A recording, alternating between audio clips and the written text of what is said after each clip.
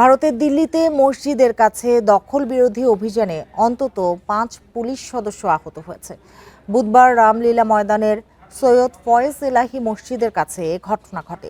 পরিস্থিতি নিয়ন্ত্রণে রয়েছে বলে জানিয়েছেন দিল্লি পুলিশ। তাছাড়া হামলাকারীদের শনাক্ত করে প্রয়োজনীয় ব্যবস্থা নেওয়া হবে বলেও জানায় তারা।